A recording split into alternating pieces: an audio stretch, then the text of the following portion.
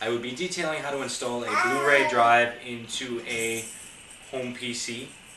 By the end of this, my audience will understand how to safely, physically install the drive and connect it to the internal components. The components that you need to accomplish all that, of course, is your PC, which includes your case. I've got two types of cases here. I've got my standard mini tower case and a media center case that's more aesthetically pleasing for a media center layout. Standard Phillips head screwdriver is always good to have around, whether your case requires it or not. If your case requires it, you'll need case screws of the small thread kind. There's two types of computer case screws. There's a thicker thread that's for the back of the computer, and then small thread that's used for installing hard drives, CD drives, and the like. Some cases require mounting brackets as opposed to the case screws to make things a little bit easier. So the other thing that you'll need is documentation from your manufacturer detailing this process of like what you need, whether you need the screws or the mounting brackets. You also need a SATA cable, which connects the Blu-ray drive to the motherboard. Most Blu-ray drives that you're going to find nowadays are going to be of the SATA standard. Some of the older models used IDE, but those are really hard to find. So you're also going to need to make sure that your motherboard supports SATA. And most motherboards in the last 3-4 years will support SATA. And also you need to make sure that your power supply in addition supports SATA. And the same standard goes for that, 3-4 years, even as far back as 5 years, power supplies will support SATA. And the SATA connector, they're usually black, and it's basically a long straight line with a little L in the end. It looks more like that without this top part of my finger. And the power supply lead is the same, it's just a little bit longer, a little bit wider. Alright. We'll start with the mid-tower case. First thing you're going to do before even thinking about opening up the side of your case is to make sure everything is unplugged from the back of the computer. Any type of current running the computer can give you a good jolt, or it can also ruin your components if you've got current running through there while you're fiddling around in there and installing or moving things. Safety technician #1 rule is unplug everything. Also give it around 45 seconds for the capacitors to discharge any charge that they have in there.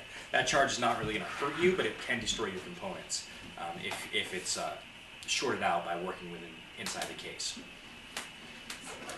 So the first step is to remove the screws. This case uses thumb screws, which are a type of screw with a little bit of grip on it, so you can move it with your fingers. Sometimes some cases will use regular Phillips head screws that you'll have to use your screwdriver to remove. Some cases even have just like a little handle that you can pull to open up the side of the case.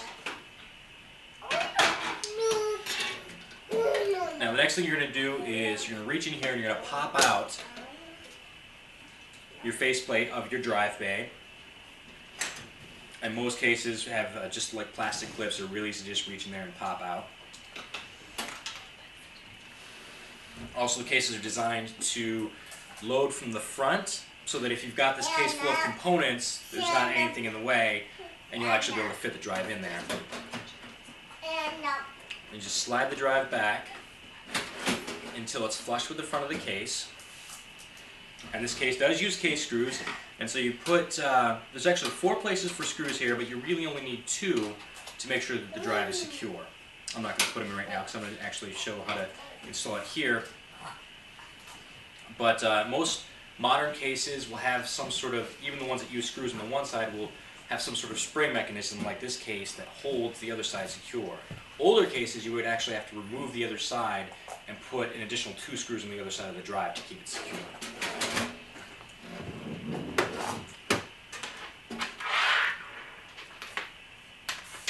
Okay, now this case is a little bit different.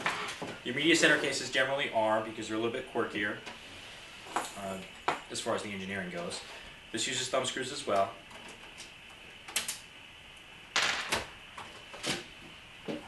There's the inside of the case. Now if you see, This is the drive bay. It's going to be really hard to get screws in there. So what this case uses, actually I've already removed the drive bay faceplate. In order to install a drive, you just pop off the entire faceplate of the case. And this case comes with mounting brackets. You just slide on each side there, pop on each side. There's no need to screw or anything. It's a really easy process. And you just slide it back until it locks, and your drive is physically installed. It's really useful to not have to screw that in. And there it is, flush with the front of the case. Now that I've got my drive in there, I need to connect my SATA cable to the drive, then connect the other lead to the motherboard.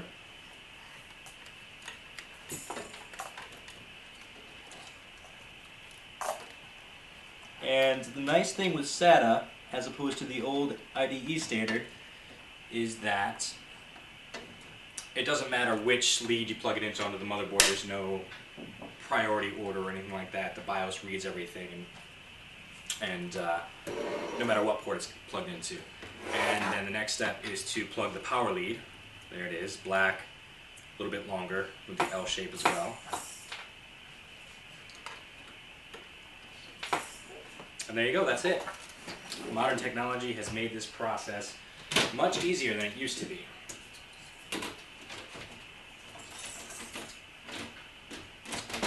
Put your case back on.